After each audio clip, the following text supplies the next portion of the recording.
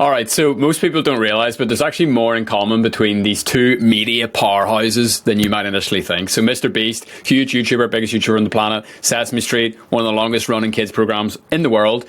What do they both have in common? They're both obsessed with retention. It's not well known, but Sesame Street were actually one of the first people in the world to watch people watching their content. So they actually would get kids in a room.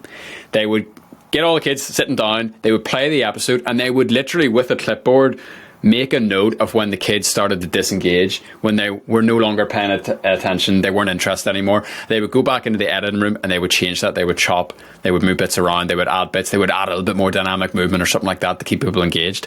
And Mr Beast does the exact same thing. So he's obsessed with retention on his YouTube channel. The biggest way to grow on YouTube is to get people to stay on your video as long as possible, because it allows YouTube to serve more ads, etc, etc, etc. And so if you watch any Mr Beast video, it's full of these constant re-engagement moments. So they set up a challenge and then there's a big massive payoff. Or then now all of a sudden we're doing something else. Here's a little bit of time. Here's a countdown in the corner. I want to keep watching. I want to keep watching. Or here's a massive, massive celebration. You know, huge climax to a mini side quest that's baked inside a longer video.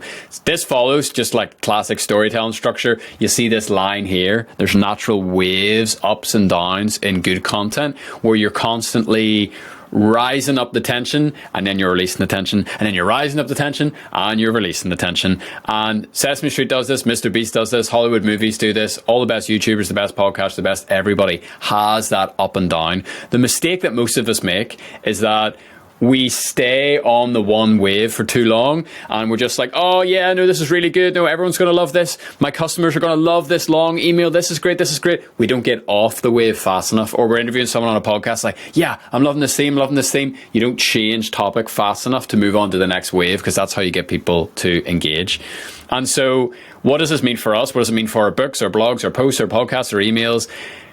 We have to make them engaging. And the best way that I've found in a short space of time to do that is to cut.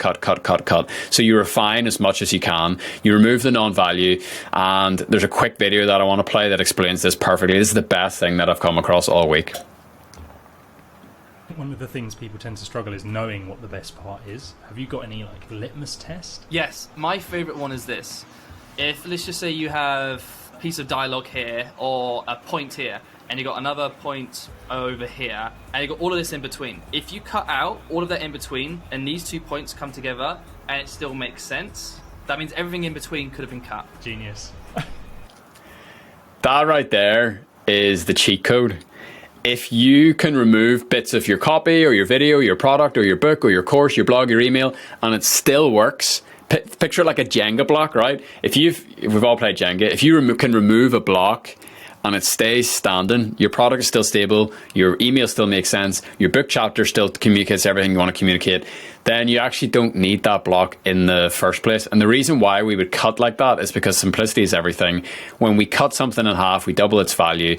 And the theory of marginal gains would tell us that any content that's 2 times more valuable, actually, because of algorithms and watch time and all these sort of things, it will actually end up reaching 100 more people. Hope you found that helpful. Have a great rest of your day.